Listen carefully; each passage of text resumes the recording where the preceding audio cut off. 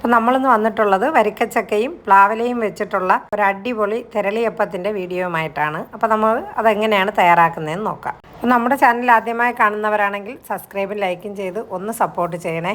വയണയില വെച്ച് മാത്രമല്ല പ്ലാവില വെച്ചിട്ട് നമുക്ക് തെരളിയപ്പം ഉണ്ടാക്കാൻ പറ്റും. അപ്പോൾ അത് തയ്യാറാക്കാനായിട്ട് ഞാനിവിടെ ഒരു കടായി വെച്ച് കൊടുത്തിട്ടുണ്ട്. അതിലോട്ട് 1 ടേബിൾ സ്പൂൺ നെയ്യാണ് ചേർത്ത് കൊടുത്തിട്ടുള്ളത്. അതൊന്ന് ചൂടായി വരുമ്പോൾ നമുക്ക് അരിഞ്ഞു വെച്ചിരിക്കുന്ന ഒരു 10 ചക്കച്ചുളയാണ് ഞാൻ ഇട്ട് കൊടുക്കുന്നത്. അപ്പോൾ അതൊന്ന് ചെറുതായിട്ടൊന്ന് വഴറ്റിയെടുക്കണം.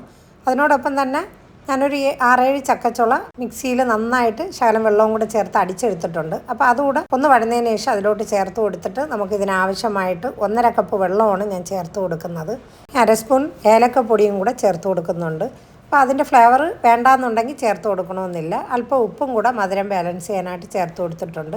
ഇനി മധുരത്തിന് ആവശ്യമായിട്ടുള്ള ശർക്കര ഞാൻ ഉരുക്കി വെച്ചതാണ് ചേർത്ത് കൊടുക്കുന്നത്.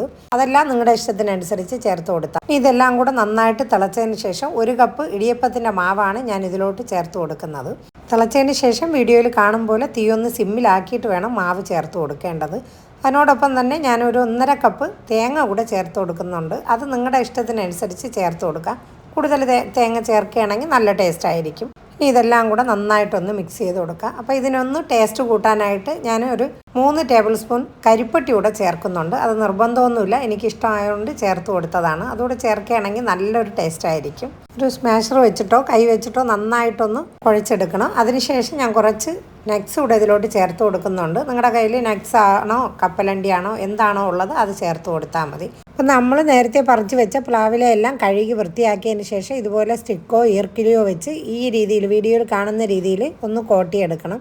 എന്നിട്ട് നമ്മൾ തയ്യാറാക്കി വെച്ചിരിക്കുന്ന മാവ് വീഡിയോയിൽ കാണുന്ന രീതിയിൽ ഒരു 3/4 ഭാഗം വേണം നമ്മൾ വെച്ച് കൊടുക്കേണ്ടത്. അപ്പോൾ ഈ സമയം കൊണ്ട് തന്നെ ഞാനൊരു പാത്രത്തിൽ വെള്ളം വെച്ചിട്ട് കണ്ണറുള്ള ഒരു പാത്രം വെച്ച് അതൊന്ന് തിളച്ചതിന് ശേഷം നമ്മൾ ഇഡ്ഡലിയെല്ലാം അവിക്കും പോലെ ആവി കയറ്റി എടുക്കാവുന്നതാണ്. അപ്പോൾ നിങ്ങളതിൽ സ്റ്റീമറോ ഇഡ്ഡലി പാത്രമോ എന്താണോ ഉള്ളത് അത് വെച്ചെടുത്താൽ മതി. അപ്പോൾ വയണയിലൊന്നും ഇല്ലയെന്ന് വിചാരിച്ചിട്ട് നിങ്ങൾ തെരളിയപ്പം ഉണ്ടാക്കാതിരിക്കണ്ട. ഇതുപോലെ പ്ലാവില ഉണ്ടെങ്കിൽ നമുക്ക് നന്നായിട്ട് തന്നെ ഇത് റെഡിയാക്കി എടുക്കാൻ പറ്റും.